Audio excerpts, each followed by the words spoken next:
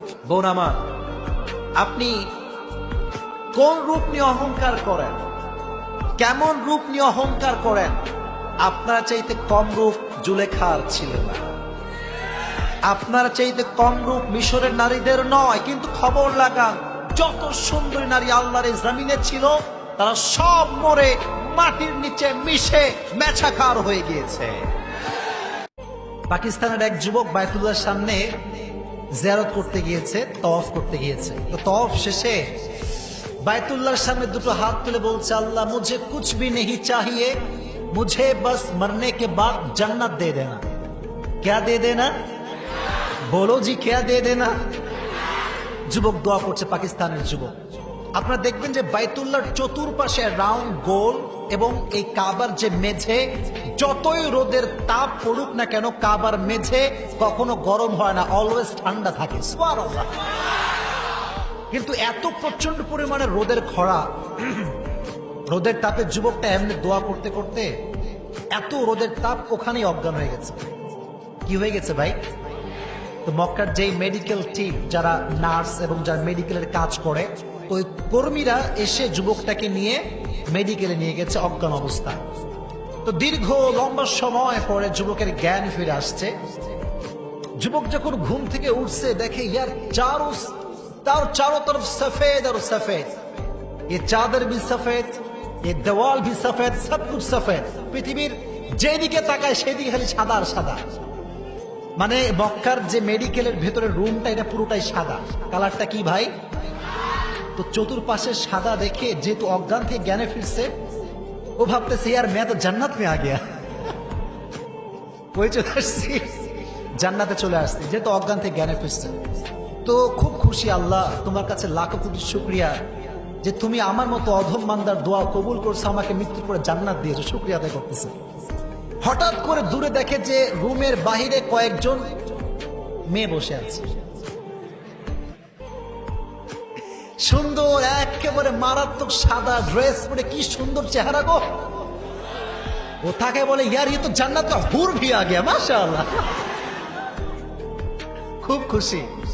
তো জান্নাতের হুর আসছে এটা বলে খুব খুশি সে। কিন্তু যখন নার্সটা দেখতেছে, কি রে এই যুবক তো জ্ঞানে ফিরছে, তো সেবা লাগবে, তখন সব নার্সরা ইনজেকশন নিয়ে দৌড় মারছে। তো যখন সব নার্স একসঙ্গে দৌড় মারছে, পাকিস্তানের যুবক বলে, প্লিজ हर एक साथ में नहीं आना, एक एक करके आओ। একসঙ্গে আসলে সামলাতে পারবো না, এত শক্তি আমার কাছে নাই, একজন করে করে আসো। So the matter is যে আমরা শুধু জান্নাতে যাওয়ার স্বপ্ন দেখি, জান্নাতে যাওয়ার কাজ করতে আমরা রেডি না। এক যুবক দাড়ি না রেখে দিনদার মেয়েকে বিয়ে করছে। কি মেয়ে বিয়ে করছে ভাই? মাঝে মাঝে এরকম হয় না যে বউ খুব ভালো আর স্বামী গামজাখোর বাটপার? নাই মনে। তো ছেলেটা বউ পাইছে একখান মনের মতো বউ, দিনদার বউ। তো বাসরাতে যখন আসছে, শোনা কি যায়? কথা কি বোঝা যায়? বাসর যখন এন্ট্রি নিয়েছে গেট দিয়ে, বউ খুব চালাক, দিনদার মেয়ে তো, কোরআন যে বোঝে সে আসলেই চালাক হয়। বলছে যে যান এদিকে আসো, যান।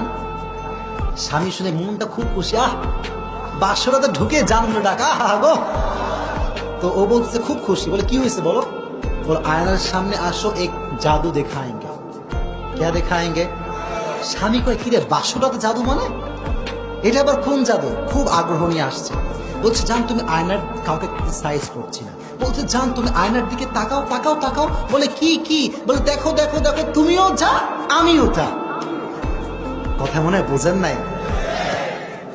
You are and we are same, we are, you and me, we are same. তোমারও নাই, উই আর সেম, কোনো ফারাক নাই। শোনেন, একজন পুরুষ এবং একজন নারীর মাঝে প্রাথমিক পর্যায়ে যে ফারাকটা হবে, এটা নাম হচ্ছে দাঁড়িয়ে আওয়াজ দিয়ে বলেন ঠিক কিনা?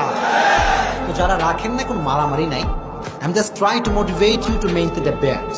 আমি জাস্ট আপনাকে মোটিভেট করার ট্রাই করছি। সবাই হাত তুলে বলেন, হুজুর যুবক চালাকি চলবে না আজকে, চালাকি হবে না আজকে। বলো হুজুর, আজকে নিয়ত করলাম যতদিন বেঁচে আছে, যাকে আপনি ভালোবাসেন, যে আপনাকে ভালোবাসে, যখন এই ভালোবাসার মানুষের পক্ষ থেকে বিয়ের প্রস্তাব আসবে, মানে আজীবন থাকার প্রস্তাব, আল্লাহর কসম সেই মেয়ের মতো সুখী, সেই ছেলের মতো সুখী আল্লাহর আকাশের নিচে জমিনের উপর আর কেউ হতে